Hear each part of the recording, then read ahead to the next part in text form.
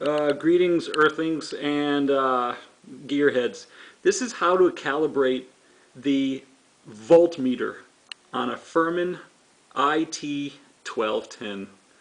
I'll get to the what tools you'll need towards the end of this video, because some people are impatient, they just want to see how to do it. Well, you take off the cover, which I'll show you how to do at the end of this video.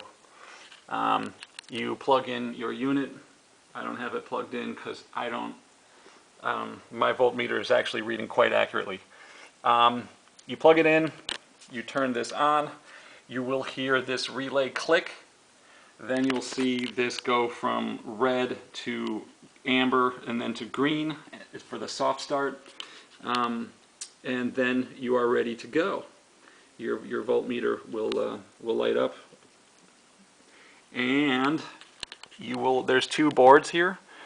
Be careful because there's line voltage present on both boards.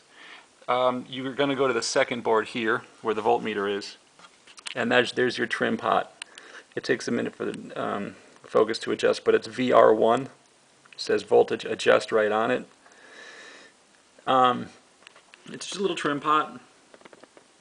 You can probably use, a thumbnail or a needle nose pliers, but just be very careful that you don't connect some of the other terminals and components.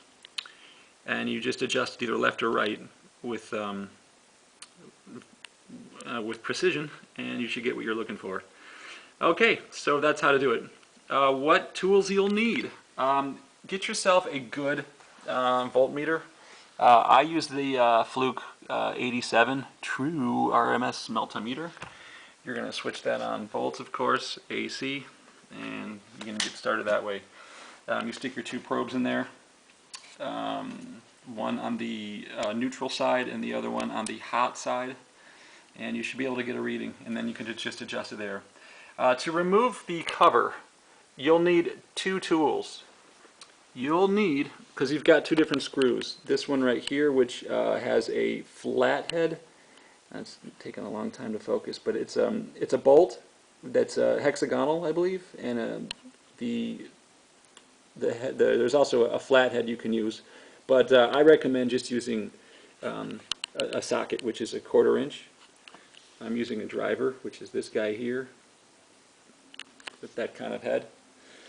And the other thing you'll need for this screw is a Phillips number 2. Don't use number 1, it's too loose. You want something that says number 2 on it. It's nice and tight, it's right there. It gets right in there. And just carefully undo the 4 screws on this side. There's also 2 bolts and 2 here. So there's 4 bolts on each side. And, oh, I'm sorry, I said that wrong. There's only 4 bolts total on this side. The hexagonal and the hexagonal. Sorry if I'm not holding my camera right, but there's 4 bolts, and then there's 4 bolts on that side, obviously, and then there's 4 on top here. Those are the screws. There's kind of countersunk. Those are the Phillips screws. There's 4 there, and there are, I think, 5 up front. Sorry, 1, 2, 3, 4, 5. Yeah. I think that's about it. Careful where you put your fingers when you have this thing on. And now a little bit of information about the IT-1210. If I remember right, they made 2 of these. The 1210, which was 10 amp, and the 1220, which is a 20 amp version. Man, I don't know why anybody would need a 20 amp balanced isolation transformer. My whole studio uses only like 3, maybe 4 amps worth of current. So this thing provides 2 to 3 times as much power as I'll ever need. If you do have the chance, get the 1210, unless you know you need the 1220. And I'll tell you why.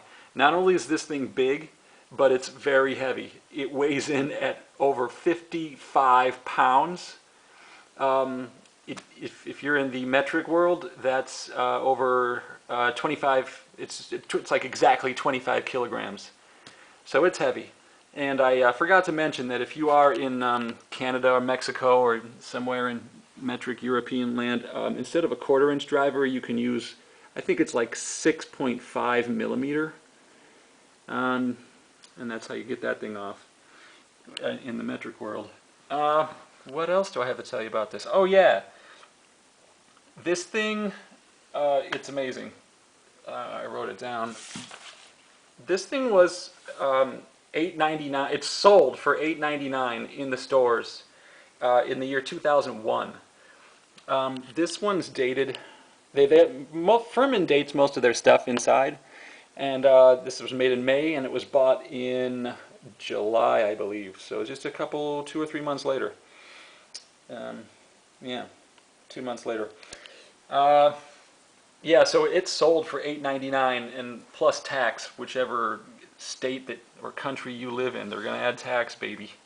To inflation, but that was in 2001. To inflation adjust to now, which is 2021, the inflation adjustment is $1,430, about $1,430, or higher if you live in expensive tax states like Illinois. It would probably be more like $1,450. But yeah, these were very expensive, and they're good units. I mean, they were made, I think, was designed in well, we can see right here, 1998. Back when, you know, the 90s, when things were made really well.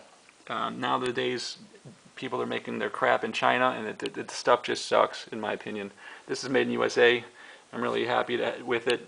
I picked this up from a guy, long story short, in Massachusetts. He was using it for a shortwave receiver sort of studio, and the thing was immaculate. There's not a mark on it. And you know, I've got the original instruction booklet and stuff, and I got everything. Now you've got the original receipt to see how much he paid for it, and it's $8.99. Nuts, huh? And that was back in July. So these were expensive. I don't know if there's anything else I have to tell you. I think the video is over. Yeah, I can't stress enough how heavy these things are. Make sure you really need it before you buy one. I run a recording studio, and it's all analog. And I have to say that my opinion is, since I'm on analog tape, reel-to-reel and that sort of thing, you don't really need this, because the tape hiss kind of cancels out any noise that you might pick up on the line. But if you've got anything digital in your studio, there is a noticeable difference. And I plug everything into it, my mixer, my recorder, my tube amplifiers, everything. It's fabulous. Anyway, that's just about it. I hope this video helps you. Cool toroidal transformer. Oh yeah, one last thing. It looks like it's made in Canada by the transformer, that is. It's toroidal. So there you go. I kind of wish they had the output on there, because I kind of want to see what these wires are doing. I want to see what voltages those are.